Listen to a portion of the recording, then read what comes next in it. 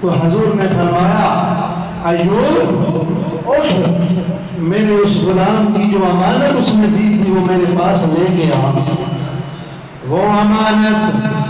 جو شاہ یمن نے میرے لیے جو خط لکھا تھا، جو نسل در نسل چلتا رہا ہے، وہ میری امانت میرے سپرد کر، میرے حوالے کر۔ حضرت ابو ایوب انصاری نے وہ خط نبی رحمت صلی اللہ علیہ وآلہ وسلم کو دیا۔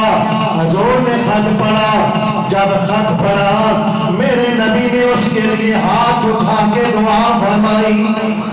اس غلام کے لیے دعا فرمائی۔ ہمارے لیے کوئی دعا کوئی مولوی علماء فرما دے تو ہم کہتے ہیں کہ ہماری بڑی قسمت ہے، کوئی اللہ کا ولی کر دے، کوئی ہمارا شیخ ہمارا پیر و مرشد کر دے تو ہم خوش ہوتے ہیں کہ ہمارے لیے دعا ہمارے شیخ نے، ولی کامل نے، عالم دین نے کی ہے، تو یقیناً اللہ شرف قبول فرمائے گا۔ تو وہ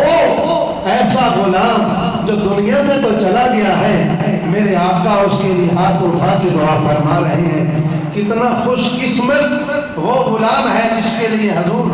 دعا فرما رہے ہیں، اور دعا کے ساتھ یہ بھی فرما رہے ہیں کہ وہ جس زمانے میں تھا،